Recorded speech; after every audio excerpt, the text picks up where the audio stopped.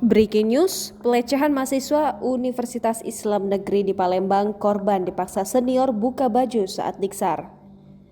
Pelecehan mahasiswa UIN Raden Fatah di Palembang, kejadian dugaan tindak kekerasan ini diduga dialami AL, berusia 19 tahun, mahasiswa UIN Raden Fatah.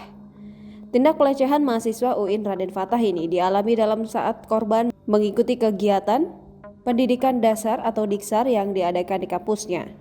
Dari kabar beredar, korban pelecehan mahasiswa UIN Raden Fatah ini dipaksa mahasiswa senior buka baju dan ditelajangi oleh pelaku. ZR, kakak kandung korban, mengatakan adiknya tersebut bukanlah mahasiswa baru, melainkan mahasiswa semester 3 jurusan ilmu perpustakaan. Kata ZR, adiknya mengalami kekerasan oleh sesama panitia setelah membocorkan dugaan pungli yang terjadi dalam diksar tersebut.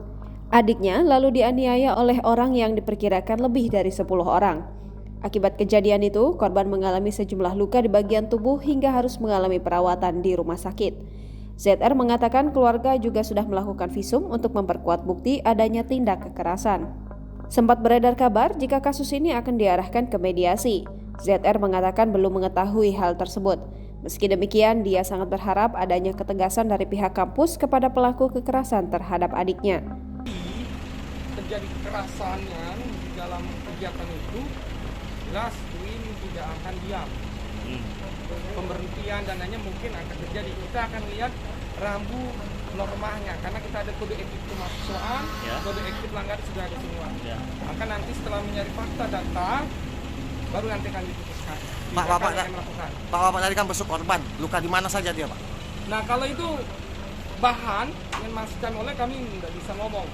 Karena bahan, Mbak, mungkin wartawan sudah tahu semua kemarin kan, karena kami hanya tugasnya nyari fakta, maka fakta-fakta itu kami kumpulkan. Oh, nanti ada sanksi tegas jika ada mahasiswa yang melakukan pelanggaran. Oh jelas, Pak, Mbak Win sangat jelas, tegas ketika terjadi pelanggaran kode etika hukum kriminal, jelas kita skor dan kita bertindak. Pak, sudah koordinasi dengan pihak berwajib? Kepolisian? Ya. Ini kami sama-sama, nanti akan kita duduk bersama fakta-fakta yang ada. Karena konteks kami hanya fokus pelanggaran kampus, Pak. Ketika nanti di luar sana, kami silakan dari pihak keluarganya untuk melanjutkan kepolisian atau tidak, itu adalah kolder mereka. Tapi kolder kami adalah hanya fokus pelanggaran kode etika yang dilakukan oleh mahasiswa kita. Pak, diksar itu resmi atau tidak? Nah, ini akan kami cek, ya. Kami cek adakah mereka izin atau tidak, akan kita cek semuanya. Maka itu kami masih mencari data. Untuk korban ini sudah kumpul, akan kami panggil. Karena kami harus cepat selain tidak menjadi konsumsi publik yang negatif untuk kami WIN. Karena sekali lagi ini harus cepat kami selesaikan sebaik-baiknya dan searif-arifnya sehingga tahu apa yang terjadi di lapangan.